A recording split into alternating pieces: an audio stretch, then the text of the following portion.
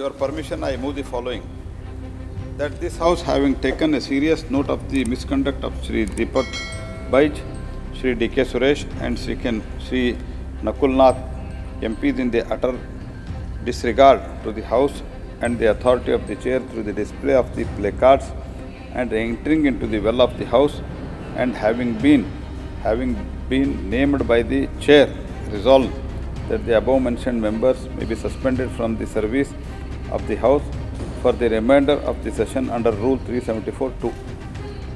संसद से सांसदों के निलंबन का सिलसिला लगभग एक हफ्ते से जारी है। इसी क्रम में लोकसभा से 3 और सांसद निलंबित कर दिए गए हैं। लोकसभा स्पीकर ने सदन की अवमानना को लेकर कांग्रेस के सांसद नकुल नाथ, डी.के. सुरेश और दीपक बैज को मौजूदा शीतकालीन सत्र से निलंबित कर दिया है। इसी के साथ निलंबित सांसदों की संख्या 146 हो गई है। इनमें कुल 100 सांसद लोकसभा के हैं। लोकसभा स्पीकर ने आज प्रश्नकाल समाप्त होते ही तीनों सांसदों का नाम लेते हुए कहा कि आप बार बार सदन की कार्रवाई बाधित कर रहे हैं, तख्तियां दिखा रहे हैं, नारेबाजी कर रहे हैं और कागज फाड़कर लोकसभा कर्मियों पर फेंक रहे हैं। ये सदन की मर्यादा के विरुद्ध है। स्पीकर ने नारेबाजी कर रहे विपक्षी सदस्यों से कहा, मैं कभी बिना कारण किसी सदस्य को निलंबित नहीं करना चाहता। आपको जनता ने चुना है, आपको अधिकार है यहाँ चर्चा करने का और अपनी बात रखने का। आप लोग अपनी सीट पर जाइए, मैं आपको शून्यकाल में अपनी बात रखने का अवसर दूंगा। ये तरीका सही है क्या? सदन की यही मर्यादा है क्या? नियोजित तरीके से निलंबित करने की बात कर रहे हैं, ये सही नहीं है।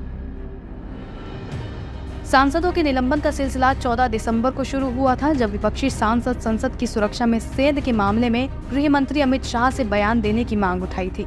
13 दिसंबर को दोपहर में संसद की सुरक्षा में बड़ी चूक का मामला सामने आया था, जब लोकसभा में 2 युवक दर्शक दीर्घा से फ्लोर पर कूद गए थे और स्मोक कैन के जरिए धुआं फैला दिया था। इस मामले में अब तक 7 लोगों को गिरफ्तार किया जा चुका है।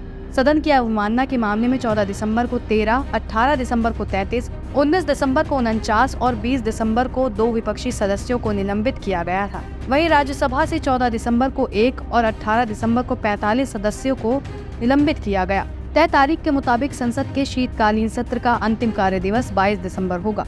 सूत्रों का कहना है कि आज ही सदन की कार्रवाई अनिश्चितकाल के लिए स्थगित की जा सकती है।